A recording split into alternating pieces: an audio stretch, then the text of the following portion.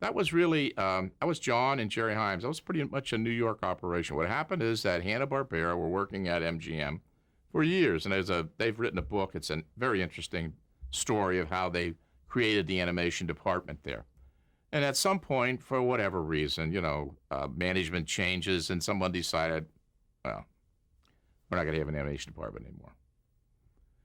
And they were walking around with a reel of stuff they'd made. Tom and Jerry or Rough and Ready. I don't know what was on it. It was a crazy thing.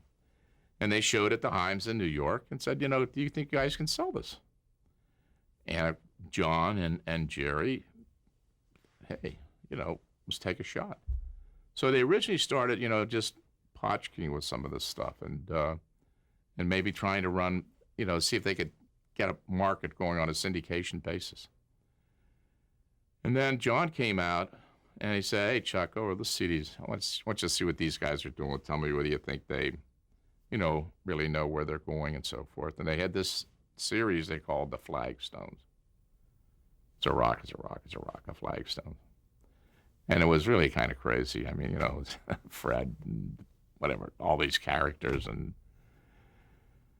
you take a look at this and say, I don't know about this, But go to ABC, famous old buddies, we'll take a shot. We don't like the title. So they come up with the Flintstones, from Flagstones to the Flintstones.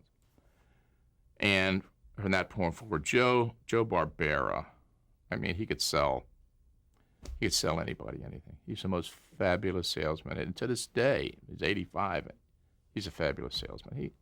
He pitches and he moves and he jumps and he has color and he's got animation, he's got cells, everything. I mean, it's unbelievable the way he did it. And he just, he started selling his series and they were putting him on television. Jetsons and what else? You probably remember better than I do. The irony of the story is that after doing all this business, and we're distributors now, remember, they own the company. We have a distribution deal. And the company, boys say, God, I don't know why they did this, but they said, we want to sell. We want to sell.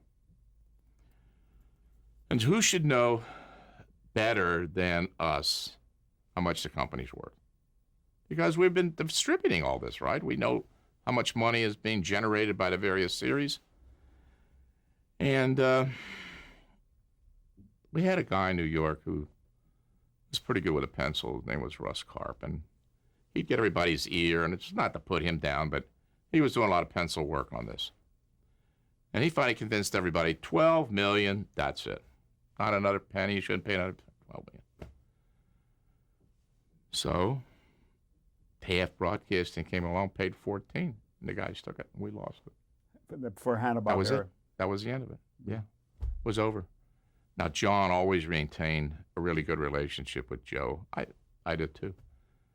But never could pull that back together again. John had me running I was, Scheimer and Prescott. I was trying to make deals with everybody to buy an animation company. But Friz Freeling, God rest his soul, but never could duplicate that.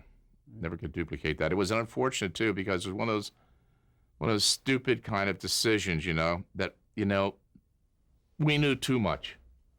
If we hadn't known as much, we'd have bid 14 million. But like the guys who didn't know as much, but because our people thought, well, they just cut it too close, and lost an unbelievably valuable asset.